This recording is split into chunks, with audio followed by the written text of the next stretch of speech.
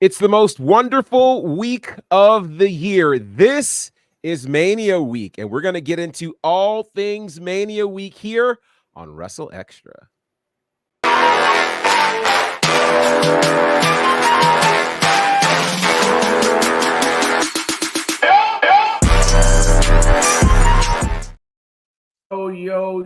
Yo, this is WrestleMania WrstlXtra, and I am joined, of course, by the professor that is Gerard Bonner. Don't let the visuals deceive you. This is not Mex, but Mex is on his way, or probably just arrived in Philly. He will be at WrestleMania.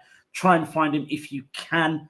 Of course, I'm sure he'll be jumping on lives and all sorts and doing his thing as well over in Philly here. I know he'll be at WrestleMania, ROH Supercard of Honor, NXT, and WrestleMania. I'm not sure if he's at both nights, but you'll find him. You'll see him somewhere, just not with us today, unfortunately.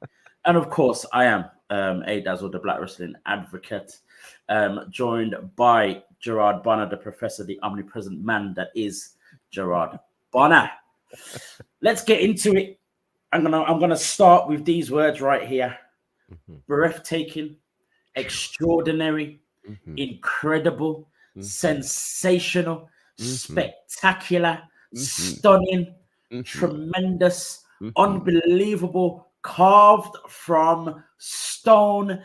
Yes. These were all the words used by Mex in his reaction to the Smackdown debut of Jade Cargill. My God, I don't think there are any other words in the dictionary that can describe this woman better than Mex did himself. I think he looked up the name Jade Cargill in the thesaurus and saw all of these words right here. Yes. Jade made her debut as a SmackDown competitor on Friday night's edition of SmackDown. She came out to the ring, addressed the crowd in Connecticut, I believe it was, and praised the women's division, or the women on the SmackDown roster, but then also followed it up with, but they're not Jade Cargill. She signed her contract in the middle of the ring, and did her little address and walked away, and we thought, oh, that was cute. That was nice. She looked amazing, phenomenal. The Storm has definitely arrived, as she said. Gave us the weather forecast. I love that part. Gave us the weather forecast that the Storm is here, and we thought, okay, that's the end of it. Brilliant stuff, great stuff. But no, Jade decided that wasn't enough. During the main event of the night, which was Bianca Belair versus Dakota Kai, Bianca defeated Dakota Kai and was immediately attacked by the Kabuki Warriors, Kairi Sane and Asuka. Naomi came to make the save, tried to help out, but the numbers game, as Michael Cole loves to say, got the better of both Bianca and Naomi. And to even the score, I think it was a little bit unfair for the Kabuki Warriors and Dakota, if I'm honest. But to even the score, Jade Cargill came walking down, not running like most people would. She came walking down slowly to the ring. Made it very obvious to everyone that she was coming for Dakota and the Kabuki Warriors, and laid them all out single-handedly. And what that was incredible enough. But what followed? I've been saying for weeks, for months, knows, and he's heard me say it over and over again. That I don't want all our ladies in the same place, on the same roster, on the same show. That's what you said. But when I saw those three standing in the ring together, and then they pointed to the WrestleMania sign, everything that I was thinking for the last 6 months or so disappeared, mate. It was just like, wow. And you know what? I didn't notice it on the night. It's only probably like 2 days ago I actually noticed. They were all in similar gear. Yes. I'd never clocked that until like literally 2-3 days ago. I looked at the picture. Wow. And I was like, wait. They've got this thing going. They're all actually already in sync. Yeah. Yeah. Gerard, just give me your words on how that whole thing felt from Jade's initial entrance to when she then, came down to the ring to help out Bianca and Naomi, and then of course that point, that iconic, is already an iconic picture. It's already an iconic picture. We haven't even got to WrestleMania yet, and it's already iconic. Tell me your thoughts about that whole event. Yeah. I felt like Ric Flair in 1992 following his winning of the WWE Championship at the Royal Rumble.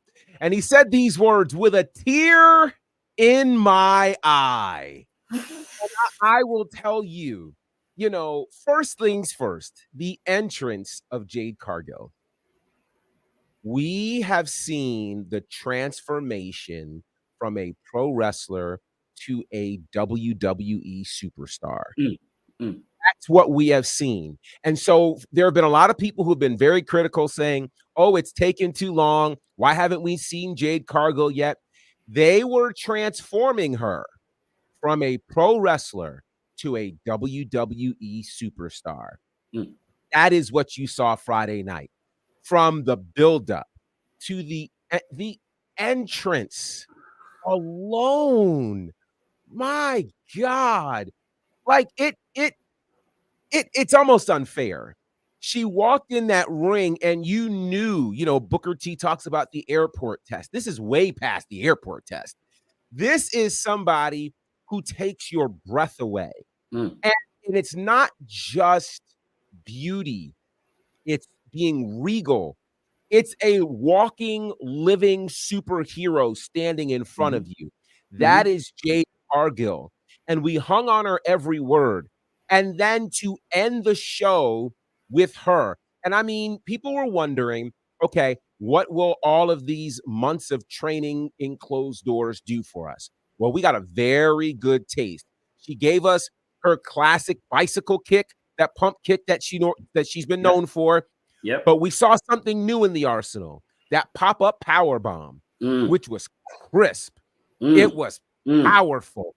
It was dominating. If you didn't know her from AEW, you would have thought that would have been a normal part of her moveset.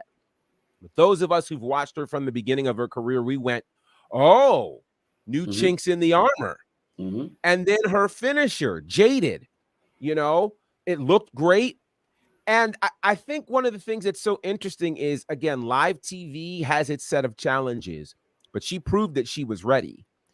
And, for everything that everybody thought, for people thinking, oh, man, why isn't Jade having her first match, at WrestleMania solo? All of the things. The image of Jade Cargill, Bianca Belair, and Naomi standing in that ring together brings tears to my eyes for a very important reasons.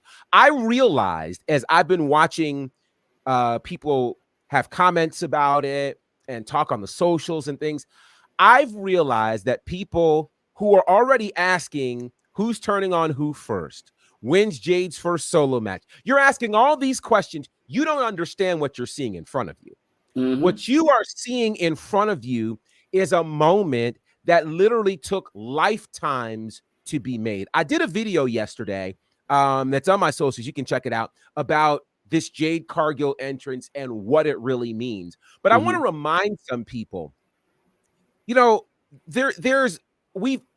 doing Black Wrestling Alliance and all things related to Black wrestling, we are paying attention to the strides that have been made. One thing that people don't talk about, that there was actually a Black man in the main event of the first WrestleMania. Yes. Mr. T. Now, granted, he was a celebrity, okay? And he wasn't necessarily a wrestler, but there were Black men in the first WrestleMania. The Junkyard Dog, SD Jones, in the very first WrestleMania. You know who wasn't in the first? Yeah, Muhammad Ali, who was the guest referee. You know who wasn't in the first WrestleMania? A Black woman. Right.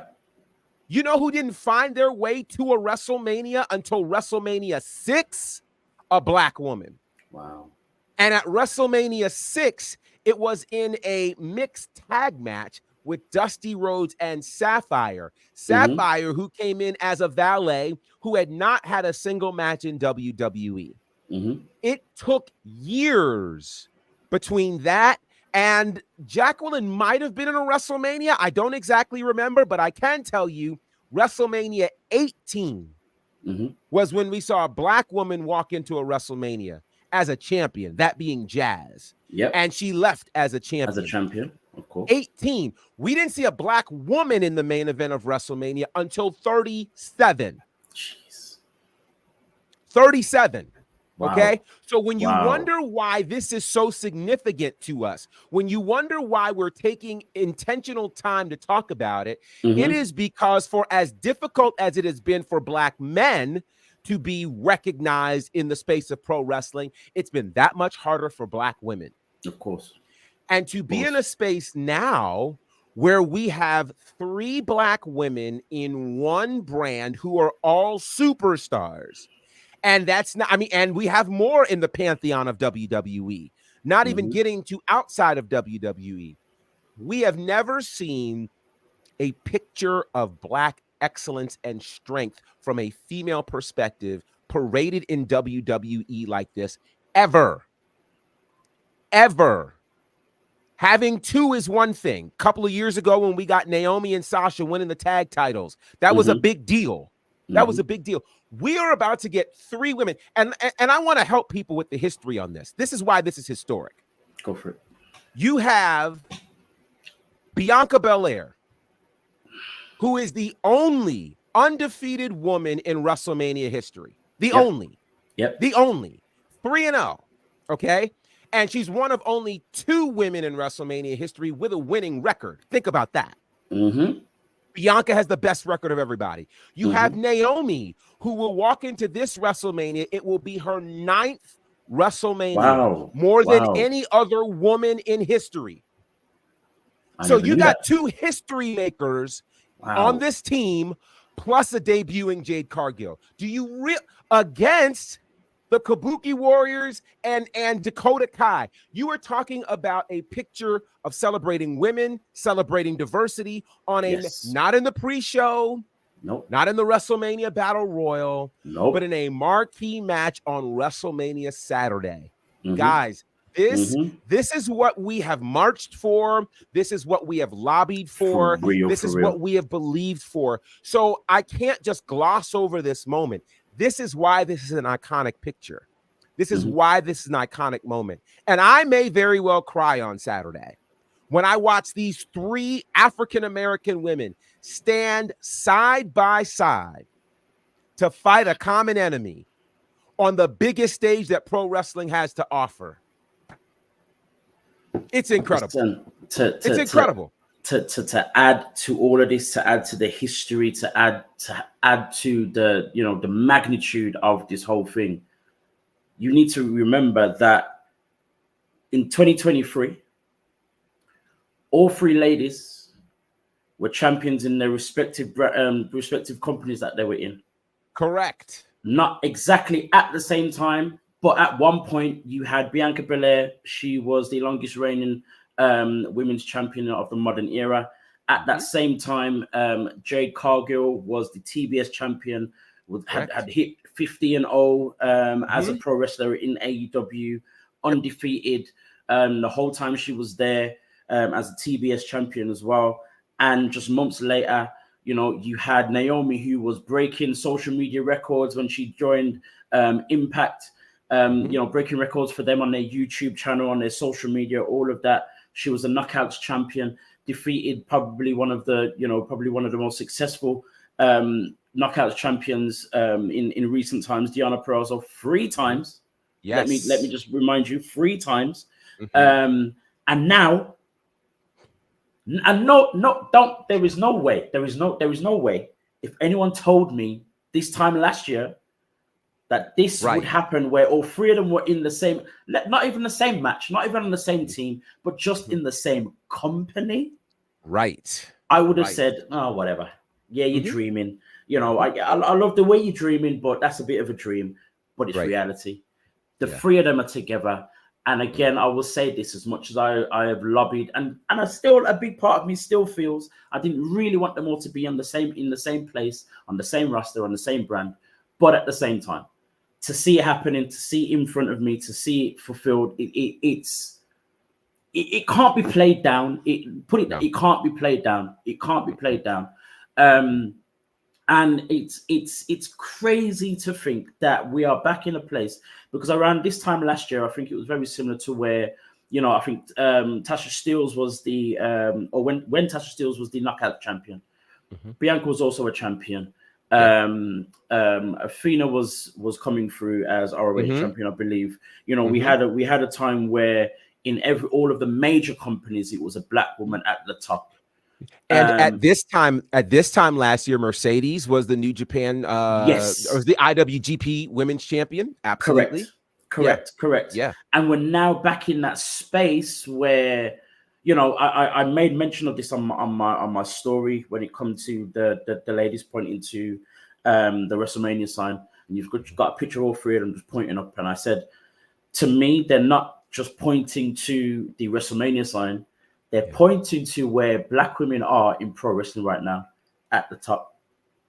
Absolutely. And it's crazy. It's crazy to think that this is what's happening, and this is a thing.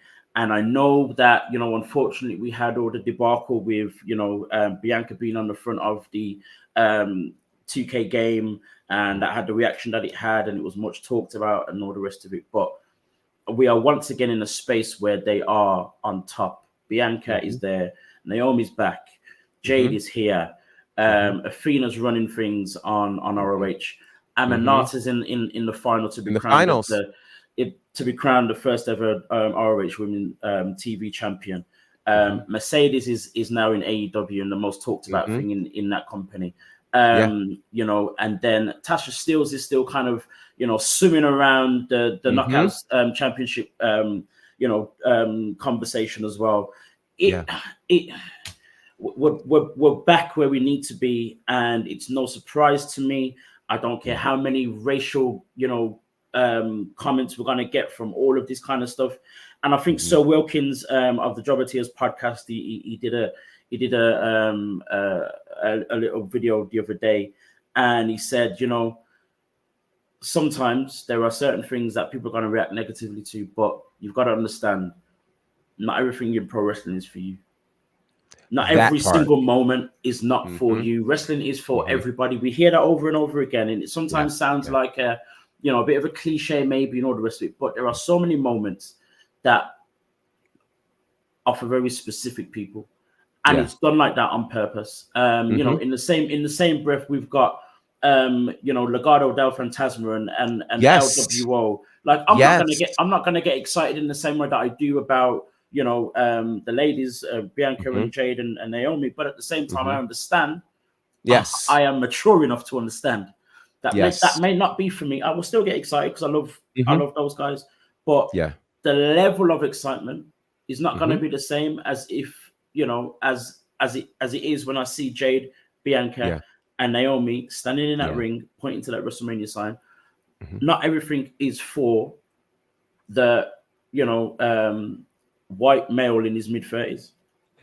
And to that point, you know, I think that we can certainly understand a lot better the pride and the excitement that varying communities have seeing representation on the largest stage. And so to the, you know, to the white male who doesn't get it, I'm not sorry. I'm not sorry. You know, I think the reality of it is, firstly, the reason why this works is because they are great.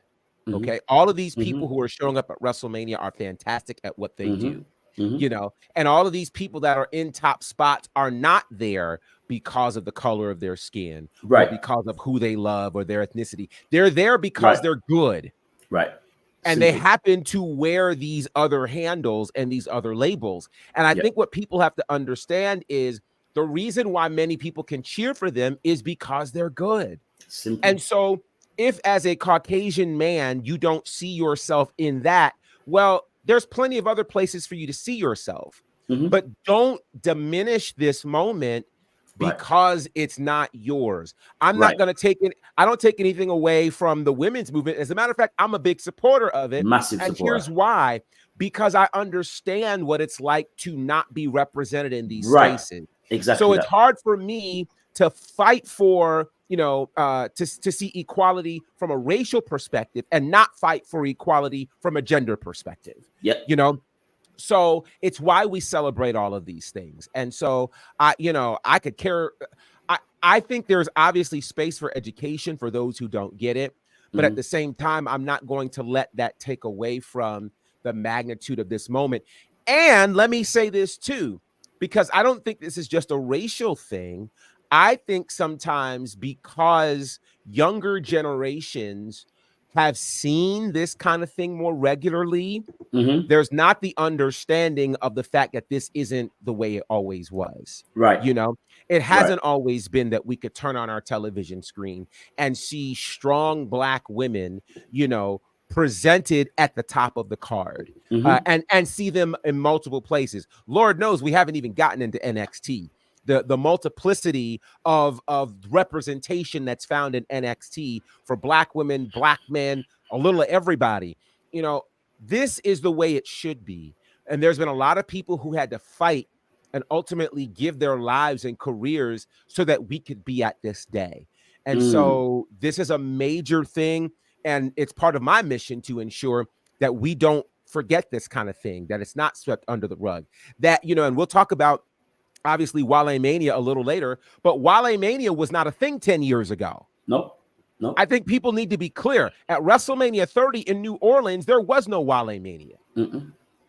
There weren't a bunch of other promotions there either. So to see how the pro wrestling business has evolved and has grown and has become a place where multiple people can apply their craft and be celebrated for doing so, it is a beautiful thing. It really is. And just before we started the show, and looking that, I saw that Triple H has kind of posted now the card for both nights. And I'm looking through the card, and you said it to yourself, like, everyone that's on the card is there because they're good. Yes. And there's been so many times and so many manias before where a bunch of people were thrown on the card just to throw them on there, just so they could get a little paycheck at the end of the week or whatever it was. And we've now seen that the Memorial Battle Royal now happens on SmackDown and not on Mania itself. So there still has to be a level of work you have to put in order to be included on the WrestleMania card. And I can honestly say that there is no one on the WrestleMania card that makes me think, they were just thrown in because, or they're being forced down our throats. I watched the Roman Reigns documentary thing earlier today, and obviously they talked and made mention of the way that the fans reacted negatively because it felt as though Roman was being pushed down our throats. I can honestly say I don't feel that way about anyone on the WrestleMania card at all. Anyone in WWE in general, if I'm honest, right now, I don't feel that way at all. And to then see that, added extra of so many different types of faces, ethnicities, genders, all sorts. It's crazy. It's crazy to me. We're mentioning the three ladies, and they're going against two Japanese women and a woman from New Zealand. Right. Amazing. You look at the main event for the first night. You know what I mean? You've got two Samoans who are part of the greatest family in wrestling history, are Samoan, not white men from America. Right. You know what I mean? Like, it's all of this kind of stuff that that we as Black people look at, because we, as you said, we understand and know what it's like to have to fight for things, or when something happens, it's amazing to us because we're not used to it, or we've never seen it before, or we've been waiting for it, or we've been praying for it, all that kind of stuff. So we see these details. Unfortunately, there are others in this world that don't look for these details, and it's not natural for them to look for these details because that's just not their life experience. Right. You know what I mean? Right. And it's a shame that it's like that. But at the same time, the other part of it is, it's then a shame that when they notice the difference, they feel the need to have to react negatively. Right. It's that part for me that's the upsetting, because that part is a choice for you. You've decided to react negatively. Right. But sometimes you have to look at naivety, and just excuse it literally just for what it is, as naivety. It is what it is, and let's continue to just celebrate the the brilliance that we see and the details that we see, and if we continue to do that. And as you said, these young girls, everyone's talking about Bianca, this and that, and all the rest of it, and got so many followers. And it's not just small black girls. Right. It's not just little black girls. It's so many little ladies, men, boys, all sorts that are from so many different walks of life. They just love Bianca because she just is true to who she is. And I think it's that more than anything. And of course, she's great in the ring. You know what I mean? And it's all of that stuff. And it's just great to see everything going on. Let's get into this crazy week that is WrestleMania week. There is something happening every single day. I can't keep up. I'm sure you can't keep up. Michael Cole decided that he was going to tell us what's happening every single day when Raw was on yesterday, and I'm still like, what? How? So today, of course, is a Tuesday. We'll have the go home show for NXT before Stand and Deliver. Two of just four of the confirmed matches for Stand and Deliver. We see Obafemi defending his NXT North American Championship against Dijak and I forget his name. I've forgotten his name. Josh Briggs. Josh Briggs. This one should be very interesting. I remember about a couple of weeks ago there was talk of the likes of Bronson Reed, Ivar, and Otis kind of like kind of pushing for a meat match or a meat mania match, I believe it was, at WrestleMania. I feel as though this is something very, very similar between these three guys. Obafemi, of course, has not been around the business for a long time. He's the North American champion after winning the breakout tournament and then going on to win the North American championship. How do you see his chances going into this match against these two crazy guys? Very big, very agile, move better than you would expect them to, and they're going against the king that is Obafemi. Obafemi has really done a lot in a short period of time. And his physical prowess is just something you cannot deny or ignore, but what he's been able to do in the ring has been equally impressive. Of course, we've seen that against people who have been much smaller than him, because it's very hard for anybody to be as tall or as big as Obafemi. With that said, this is kind of, dare I say, NXT's presentation of, a meat mania kind of thing, meat madness or whatever you want to call it. It's going to be a crazy match because all three of these guys can do great things in the ring. You could make the argument that this could be the opportunity for Dijak to finally win a championship. He's certainly deserving of that. This is a great opportunity for Josh Briggs to finally be on a big stage as a singles competitor, because that hasn't happened. With all of that said, though, I think Obafemi comes out of his first Stand and Deliver retaining the championship. I don't see either of these guys stopping him. It's going to be a great match, but I think Obafemi retains. For sure, I'm very much on the same page as you as well. Dijak is deserving of holding a singles championship. Josh Briggs has been amazing. I've been a fan of Josh Briggs for a while, even back in his Evolve days when he was like the main man in Evolve. So it's beautiful to see him finally kind of breaking out as a singles competitor since moving to NXT.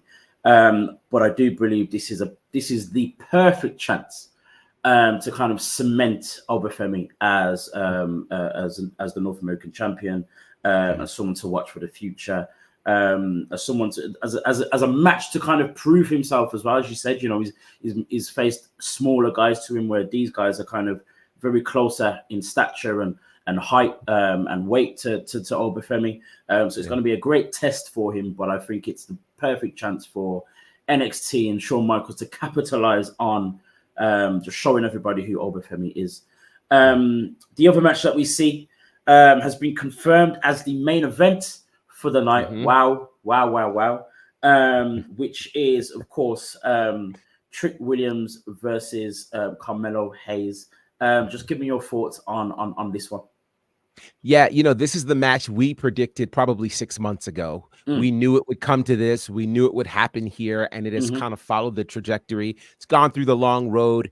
I'm interested to see if tonight some degree of a stipulation is thrown on this, because I don't think we're going to see this match again anytime soon. It feels like it is Carmelo Hayes' swan song. It feels like he's kind of stayed here specifically for this match. And I think they're going to go crazy. I don't know what the stipulation will be, but I imagine there will be some stipulation. Doesn't matter what it is, though, because by the time the night is over, we're going to be hollering, "Whoop that Trick." I think it's Trick Williams all the way. This, much like last year was the coronation of Carmelo at Stand and Deliver, this is the coronation of Trick Williams as the guy in NXT. And by the time we get to the next NXT event, which I think is Battleground, he'll be champion.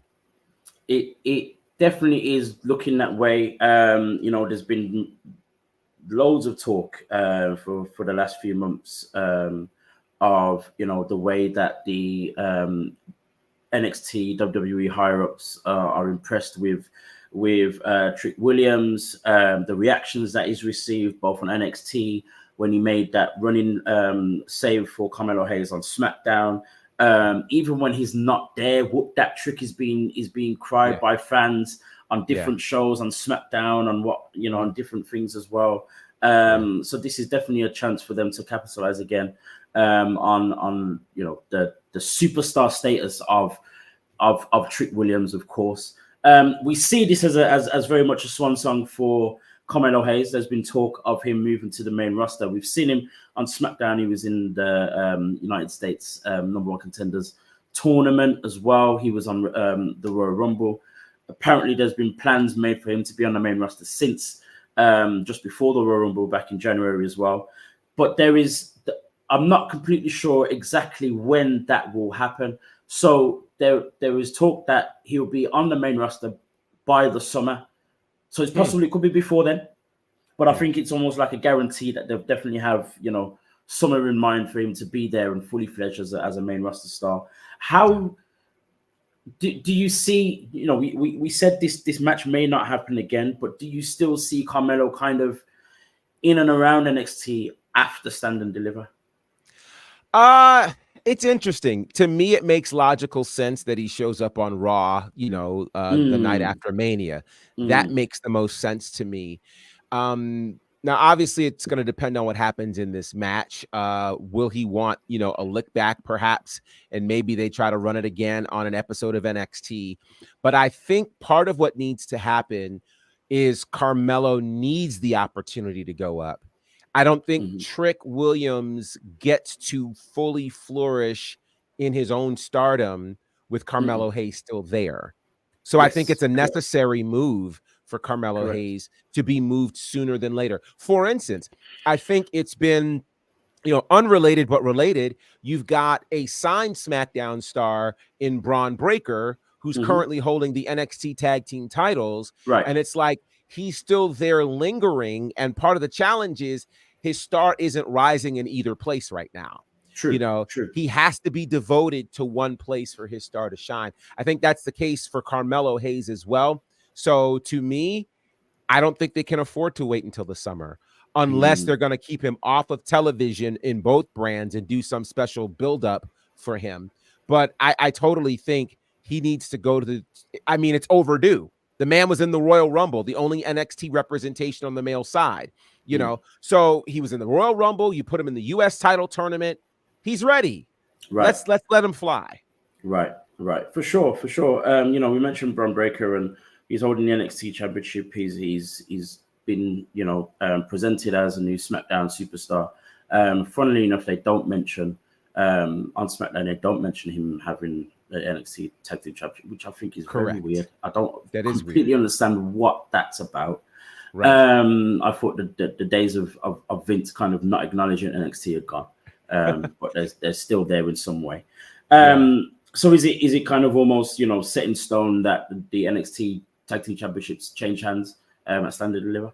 It does kind of feel that way. But then again, I think one of the things that's been proven to us is sometimes what we think is sensible isn't what happens. True. So, the tough part is in terms of it looks like they're only going to face one tag team instead of like multiple tag teams in terms of a triple threat or whatever. So obviously we'll see who wins tonight at NXT to see who their opponent is. I'm trying to remember all the teams that are in there. I'm not sure that I see any of them as the NXT Tag Team Champions anytime soon, particularly beating this team. So I don't know what's going to go down. It'll be interesting to see how they work this. But I do think it's time. I don't know what happens to this is the other problem. Braun and Baron Corbin have become likable. That's the next question I was going to ask. Yeah, they've become likable. So I don't know what we do. Yeah, and the other thing I'm thinking is, would it have been a good choice to move Braun and Baron together, or is it better this way, or does it hinder Baron Corbin a little bit more? Does it hinder both? I mean, you mentioned already that Braun doesn't seem to his star doesn't necessarily seem to be shining more since this move because of the going in between. So it's going to be interesting to see what happens with both of those guys. And the NXT Tag Team Championships as well. Speaking of championships, and specifically Tag Team Championships, and moving back to Mania, the first night is going to be Saturday. We see that the Tag Team ladder match, I think, is it 6 teams? 6 teams. 6 teams going for the Judgment Day's Undisputed Tag Team Championships, and it's very interesting. Mex mentioned last week of an idea that he heard, that there's a possibility that these 2 championships may now be separated during this match. It's very interesting to hear that Michael Cole on commentary last night on Raw emphasized at least 3 times that night that both sets of belts need to be retrieved from above from hanging from the roof.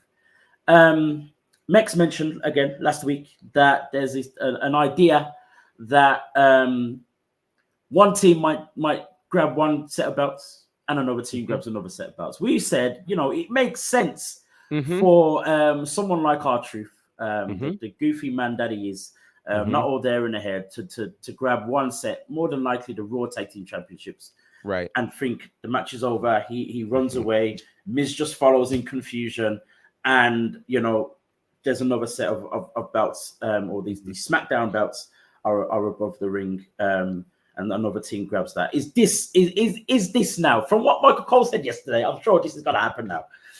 Is this how this match ends, with 2 new sets of tag team championships, 1 on each brand?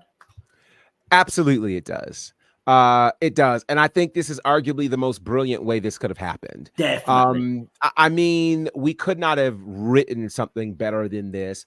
It avoids having to make a weird announcement saying that we're going to separate the titles.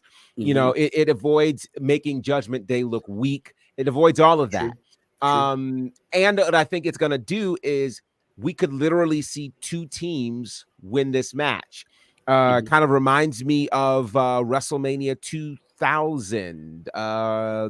This was the one that had the European and Intercontinental titles on the line in a triple threat match. Kurt Angle held the belt against Chris Jericho and he who shall not be named, otherwise a Canadian crippler. And in that particular match, Kurt Angle came in with both titles and left with none. So, I think we could be looking at a scenario where 2 teams walk out as champions. Champions. You now separate this. You have two fledgling, thriving divisions on both of those brands, which Definitely. now sets things up perfectly for a Sunday night cash-in for Senior Money in the Bank. Oh God, that's gonna be. I really hope that that happens, because in a funny way, obviously we've got the two main events on both nights involving Cody and Roman Reigns. We also then have Seth Rollins and Drew, and it feels as though Damian Priest has kind of almost been forgotten about, but at the same time, that gives me hope that a big surprise is going to happen. There's been no little Easter eggs. You've not seen Damian Priest kind of hovering around them and all that kind of thing. But I think even with that, it still gives. I'm still very hopeful of the outcome of that big surprise. Damian Priest coming out after losing the tag team titles, which is happening. That match is happening on Saturday, not Sunday. Correct. Which means he has a night to rest up.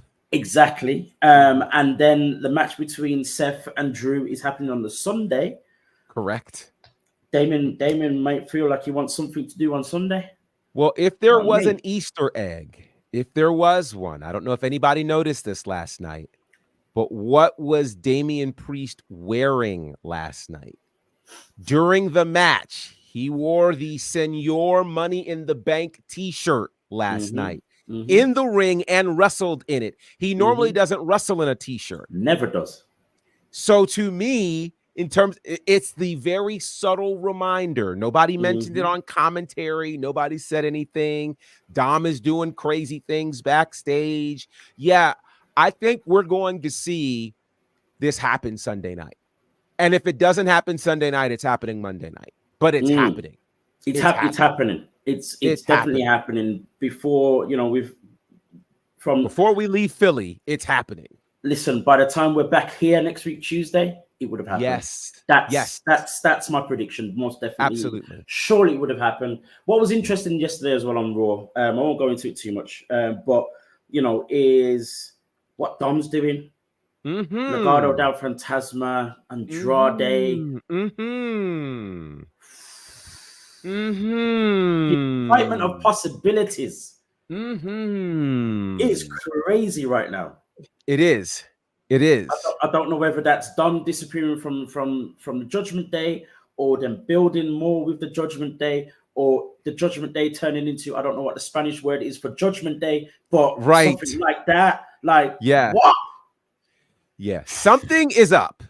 Something is up. And I knew something was weird back when that match happened between Rey Mysterio and Santos Escobar. And of all things, it was like, Dom, what do you, and there's an agreement? Like, you guys, usually if there are agreements with multiple factions that involve the Judgment Day, Rhea has something to do with it. Yes. Rhea had nothing to do with this.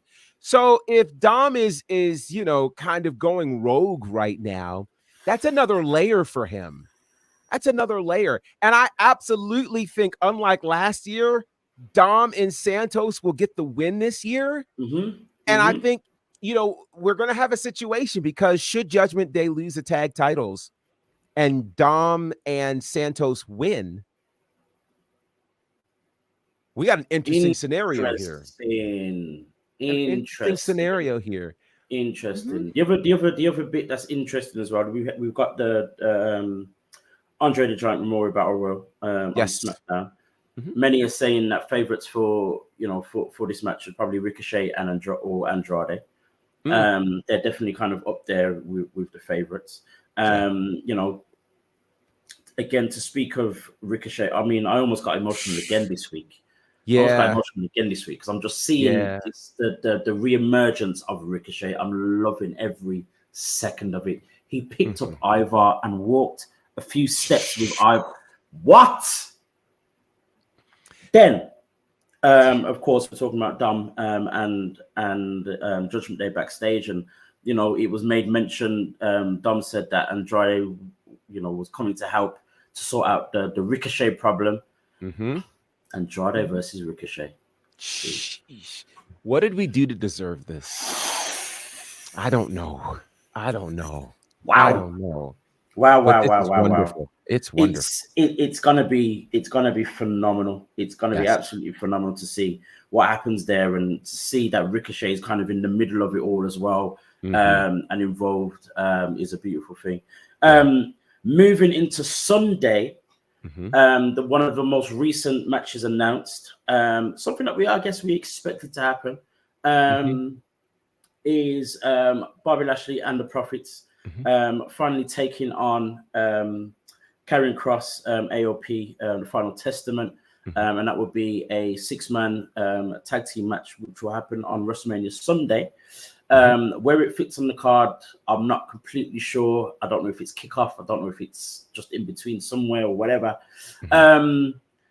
When you heard the announcement, when you saw Bobby's reaction to being, attacked by Cross and backstage while the Profits were having a match, how do you feel about? I know we've had words to say about the whole name and just the Yeah. way these three are being used or misused, however it is.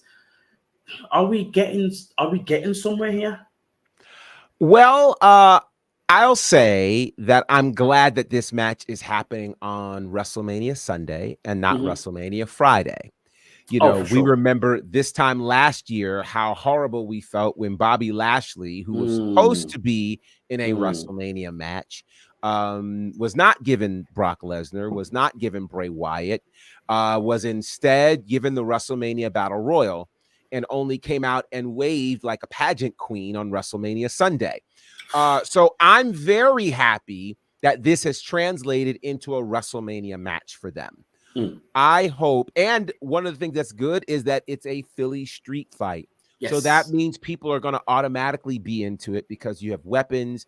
Plus, there's been a really solid story, all things considered. We True. just still haven't had a name, and we haven't seen the breakout moment yet for Lashley and the Street Profits. True. True. So for me, this feels must win for them. They have to win this match. Final Testament feels like they've already kind of cemented themselves. They've gotten the upper Mm, hand on a few occasions. While they lost that tag team match for the qualifier, they seem to have been winning the war, with all of the mm-hmm. beatdowns and things. For So sure. it feels like it's time for Lashley and the Street Profits to finally get that win at WrestleMania. And I think they will. They need it. And Mm. hopefully, as they win, they'll get a name. You Yeah. know. Raw after Mania to get in there, maybe. Yeah, yeah. That'd be the biggest surprise of the night. It would be. It totally would be. Like, oh, we have a name. Wow. The difficult part about all of this, and we said this from the start when we kind of saw this all kind of, taking part with the Final Testament and Bobby and the Prophets, is that someone has to win. The reason why that's difficult is because Final Testament are new as a Mhm. faction. Of course, Bobby and the Prophets are relatively new, but we've seen both Lashley on his own, the Prophets as a team be very successful, but obviously not so much with Cross and AOP. AOP just returned. Cross kind of always seemed to have not, been underachieving, especially since he's moved to the main roster. Difficult part is someone has to win, which means then someone has to lose. Does it matter who wins or loses? Is it detrimental necessarily to the team who come away as losers? I think it depends. Mm, I think it depends. I feel like Final Testament has gotten more upper hands in this scenario than Lashley and the Street Profits, even though they're the newer squad. yeah. So that's where it feels like, to me, if the Final Testament loses, I don't think it's the death knell for them. I Mm, think they can rebound. They can go on to another war and still be deemed to be credible. I right. feel like if Lashley and the Profits lose, they should just go their separate ways. So I do feel like it is a much more necessary win for Lashley and the Profits than it is Mhm. for Final Testament. Most definitely. I feel the same way. Let's move our attentions away from the WWE as much as it's WrestleMania week and we can talk about this whole thing or the whole time. I was going to talk about The Rock and Cody, but we've talked about this over and over, and we only have 10 minutes left of the show. We'll Insane. be Insane. 2 hours. Insane. You know what The Rock did with the belt, and just beautiful, just brilliant, just brilliant. But let's not go there because we only have 10 minutes. Let me just drop this one. Go the for it. use of the word "boy" by The Rock. Oof. Just wow, just everything. Yeah. Oh, actually, every you know time what? I hear it, I'm like, oh. Let me say this. Going all the way back to the Jade talk as well. There was a comparison that came into my mind, especially with her entrance.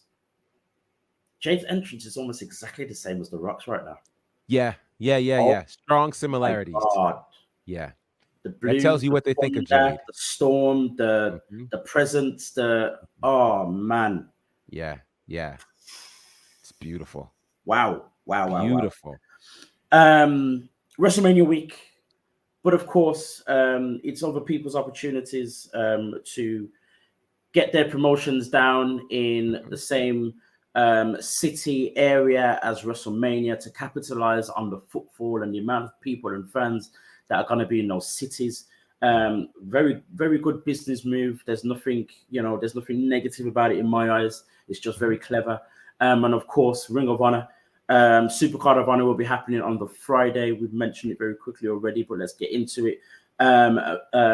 Queen Aminata versus Billie Starkz to crown the first ever Ring of Honor women's television champion.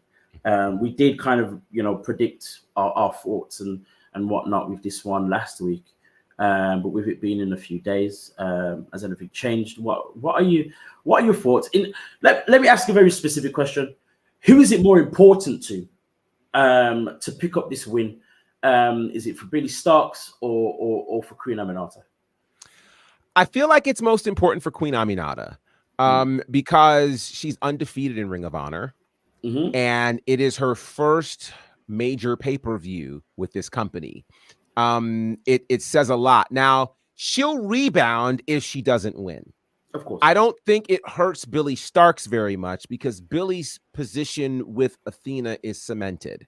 And I feel like it won't be the last time we see this match, regardless of the results. I feel like there will be a rematch one way or the other.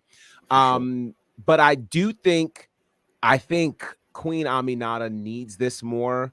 I think, again, because she's brand new to the company, and because she's undefeated right now.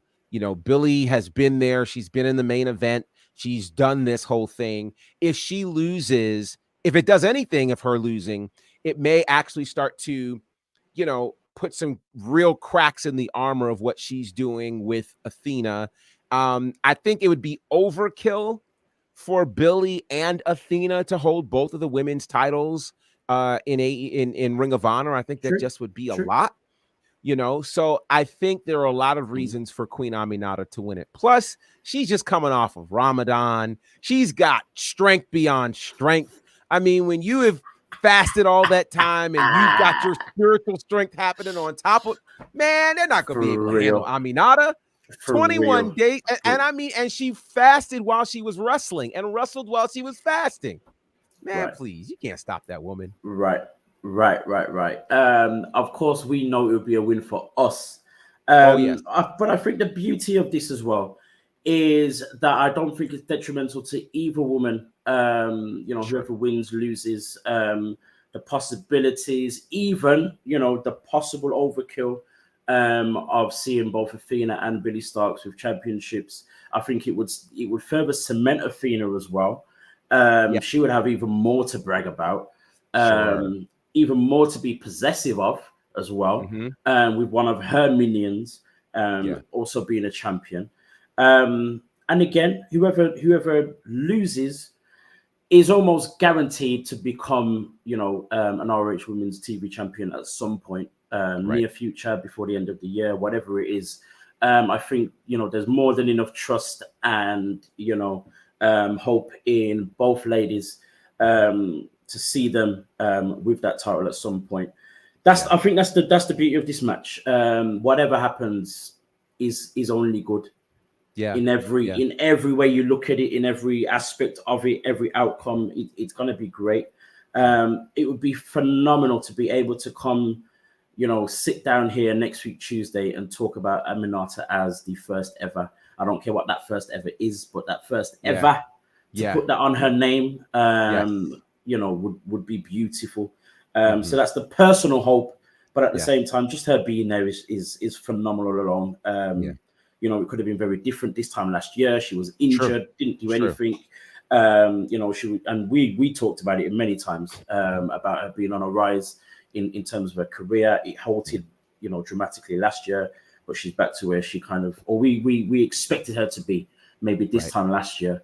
So it's just beautiful to see where she's anyway. Another person that we talk very highly about, and is on that stairway to greatness, and has a date with Dynasty. I love that. Has a date with Dynasty. Come on, mate. Is Swerve. Of course, we now know it is confirmed after he beat Konosuke Takeshita. That's such a tongue twister. I think that's the first time I've actually said that correctly. You got it right. Wow. That's amazing. That kind of month, folks. It is. Swerve defeated Takeshita this past weekend, and is now once again, the undeniable number one contender for Samoa Joe's AEW Championship, and will face Samoa Joe at Dynasty towards the end of April. I know I'm asking a question, or I know the answer to, but I just want to hear you say it anyway. Who comes out as the winner in this match? I mean, they got to pull the trigger here. It's got to be Swerve. It has to be. I understand why it didn't happen at Revolution. And that's what Hangman's role was. And it happened just as we said it would. I thought Big Business would have been the next spot to capitalize on that, but they've taken their time. And they're going with Dynasty. They can't drop the ball on this one. It's got to happen.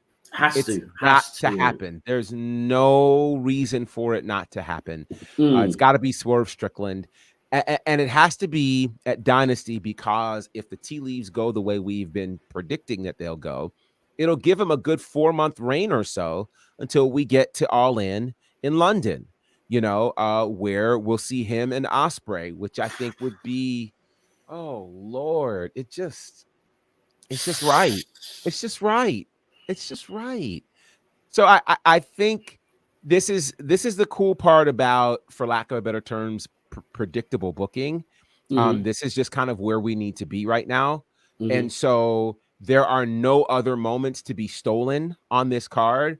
Obviously there's going to be a great match with, speaking of Ospreay, him and Danielson. That's going to be great, but it's not Danielson's retirement match. So we're not looking at that. This is the moment for him to be crowned. It's his destiny to be crowned at Dynasty. Let the games begin. Give this man the title he has so richly earned. For sure. And the beauty of the possibility of Ospreay versus Swerve at All In just makes complete sense, because at the end of the day, when it comes to the AEW men, these two guys have just been undeniable in the last couple of months. Ospreay has come in, and I've said it a few times, where he's literally perfect for AEW in terms of what they're about, or even going all the way back to what they were always initially about. He can bring that back. He brings that back to the company. He is an undoubted star. Swerve has put in the work over the last year or so, to where he's become undoubtedly, one of the best and the top guys, to where the fans are demanding him to be a champion. Been predicting it for months. So if we finally get Swerve as a champion, first ever Black AEW champion, Swerve Strickland, versus the undeniable, for me, best in the world right now, in this pro wrestling game, in Will Ospreay. I've not seen a bad match from that guy in like maybe 3 years at least. And it doesn't matter who his opponent has been, whether they're named, the people that we all know, the likes of Shibata, who he beat the other day, You know, whether it be the guys in TNA, whether it be whether it be Michael Oku in the Yeah. UK, their Yeah. match at Rev Pro, Insane. crazy. Yeah. Michael Oku came out on top, by the way. Let me just say Yes, that. he did. Which is wow. crazy. It's crazy. Yeah. You know what? Let me just say real quickly for people to really understand. You look at Michael Oku and you think, "Oh, who's this guy?" Just at face value, you think, Right. who's this guy? But in the last 3 years, I believe, this man has wins over Matt Cardona. Yeah, okay, cool. Matt Cardona. Okay, cool. The biggest star on the indie scene at the moment. Right. Will Ospreay, probably the biggest star in all of pro wrestling right now. Pac. Wow. John Moxley. Jeez. And Chris Jericho, I believe. Wow. That's insane. And That yet is insane. no one knows who he is. Relatively, no one knows who he is. Crazy. That's crazy. Anyway, let me not start that conversation. Crazy. So just seeing the possibility of Swerve versus Ospreay. We just know that match would be phenomenal. His Swerve's match against Takeshita was amazing. Ospreay's match against Takeshita was amazing. Takeshita is literally just amazing anyway. Yeah. So both of them can kind of use that as well as they've got that in their arsenal. They're beating Takeshita and had great matches against him as well. So it should be amazing. To end the show, I want to talk about this one real quick. Ricky Starks and Big Bill, former AEW World Tag Team Champions, had their match against Top Flight in the tournament for the vacant AEW World Tag Team Championships. It's been said that an audible was called with Starks and Big Bill. Starks apparently hurt himself, or was cautious, I believe. He said he's fine. He's since said he's fine, but an audible was called for Top Flight to win. Apparently, the original plan was for Big Bill and Starks to win and go on to face FTR in the next round. You said yourself last week that whatever happens in terms of the result of this match could tell us or indicate heavily as to Ricky Starks' future. Do you still feel the same way? So he of course they're out of the tag team tournament. It wasn't the original plan. So the original plan was for them to win. Do you still feel as though the result speaks volumes, or is there still kind of like some, still a few paragraphs in this chapter of Ricky Starks in AEW?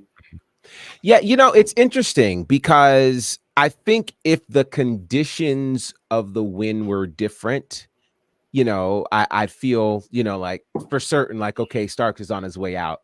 Yeah. It certainly appeared as though he was injured. He did, come back and say that I'm good. I was just taking precautions. And here's the crazy thing about the world of wrestling.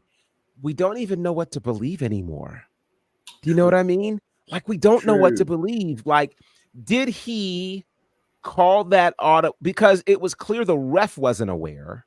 At least not the first time, because that first time his shoulders stayed down and the ref got to 3, tried to call it off, but his shoulders never moved, And then the second time went through at the 3, the doctor immediately came in and I got nervous because the camera wouldn't show what was happening in the ring, which said to me that this had potential to be very serious. And I'm very glad that it wasn't as serious as we all thought it was. It does make you wonder, was that the case? Was it not? I don't know. I don't know. It's hard. It's hard to say. It's really hard to say. For me, he says he was being cautious, and of course, we're humans. We're going to be cautious with things, all the rest of it. But we've also seen a number of times where things have kind of not gone, have gone wrong in the ring, and audibles are called and all the rest of it. My question would be, was this precaution down to the fact that it was a possible head injury? We know how serious those could be. You know, it makes sense. Mm-hmm. Or was he precautious for a different reason? Was he precautious because there's something coming up that he needs to be ready for? Well, and these are the things that I'm looking at, because to Mm, me, what's different about this, and we're just talking. of course. What's different to me about this versus when this happened with Moxley a few months ago, and there was an audible in the ring called him against the second Lucha brother whose name is escaping me, Ray Phoenix. Thank you. Right. Yeah. When that happened, that was a one-on-one match. Mm-hmm. So, okay, this is a tag team match, which means could you have some way gotten to your Big partner, Bill. Yep. tagged out, your Mm-hmm. partner was fine? Mm-hmm. Why should the team end up completely losing if you're unable to continue when your partner can continue for you? Interesting. So, I don't want to be that guy, but you have to ask the question. If we obviously want to protect people, et cetera, and I For think sure. that's of the utmost importance. What's Mm-hmm. interesting here is after that initial 3 count happened that wasn't supposed to be a 3 count, he got back up and took a couple of additional moves, including a DDT. DDT straight to the head. That would have been an ideal time to perhaps roll to the corner, Mm-hmm. move over to the corner, something. Mm-hmm. So I don't know. Mm-hmm. I don't know. I'm just going to say what I saw, which Mm-hmm. it was a tag team match. And if Mm-hmm. this were a solo match, you would imagine, okay, I get it. Call the Yeah. audible, do the thing. Yep. For sure. But if there's an able-bodied partner that could continue this thing, why wouldn't they be entered into the equation? I know it all happened fast, Mm-hmm. but it just makes me wonder if it was supposed to go that way, It definitely, without further speculating, it definitely leaves us with more questions than answers. It does. In the scenario. The scenario of just the match itself, the scenario of Ricky Starks and his contract in AEW, his involvement in AEW, his future involvement, wherever that may be. So yeah, it gives us more questions to ask. But again, as you've said it before as well, nothing happens until it actually happens. Exactly. So if by the time we get back here next week, nothing has happened, it hasn't happened, we'll know. Yeah. Exactly that. It's going to be a very interesting, very, very interesting. I said it last week, but this is probably the most excited I've been for WrestleMania in a few years. Probably the last time was probably Kofi Kingston. WrestleMania 35, I believe that was. Yes. And that was just one moment happening. For me, this WrestleMania just feels as though like the whole weekend just feels like it's going to be very interesting in so many ways, and so many possibilities as well. We could sit. I know this isn't the show for it, but we could sit here and talk about almost every match in detail about the story, the outcomes, what that means, and what could happen, and the predictabilities and the non-predictabilities. It's just beautiful right now. It's going to be a very, very interesting and tiresome weekend. A very full weekend. Jeez, wow. Wow. Very, very much. With all that said, with all the excitement, unfortunately, this is the end of the show. You have been watching WrstlXtra on the WrestleManiac UK YouTube channel. Don't forget to like and subscribe to see when Mex, who is in Philly, doing all of his predictions. You'll probably see some videos, whether it be this week or by this time next week, of his escapades in Philly during WrestleMania weekend. Again, like I said, he'll be at WrestleMania, Supercard of Honor, NXT Stand and Deliver, and WrestleMania. I'm sure that was in order as well of days. I'm sure that was. Right. So try and find him there. If you don't, like and subscribe, of course, to the channel. You can find this guy, Gerard Bonner, on all things Bonafide. You can also find the Omnipresent Man on his own show, The Faction Show, of course, as well. on WWT Live, and of course doing all of his commentary and broadcasting for the Nightmare Factory, Arshay Wrestling, or Caribbean Wrestling, IWE, And since whatever I missed out. you mentioned All Caribbean Wrestling, we will be Go for it. having a show at WrestleMania weekend. Sweet, and yes. So Thursday, kind of kicking off Mania weekend, our show is at 2 p.m. It's called Philly Mania. It's going to be amazing. I will be there doing commentary, which I'm excited to be there. I can tell you that we've got a world title match happening. The Pan-African World Champion, Shug D, is defending the title against Malik Bosidi on top of, I think there's like, yeah, it's going to be crazy. Cassandra Golden is defending her women's title against Savannah Evans. Like, it's going to be the card, guys. The card is stacked. AJ Francis is going to be there hosting. Like, there's a lot happening. So if you guys are able to be there, join us on Thursday in Philly at 2 p.m. at the Billy Penn Studios for Philly Mania as part of All Caribbean Wrestling. I'm excited to be a part of that. It's going to be crazy. It's going to be nuts. Phenomenal. And I'll be trying to keep up with everything WrestleMania this week. I'm going to struggle, but I'm going to try. You can find me on Black Wrestling Alliance on Instagram, BWA Dazzle on X. Guys, thank you for joining us. Thank you for watching the show. And I'm sure there'll be a whole lot to talk about when we're back next week, Tuesday. And until then, enjoy WrestleMania, and we will see you again next week.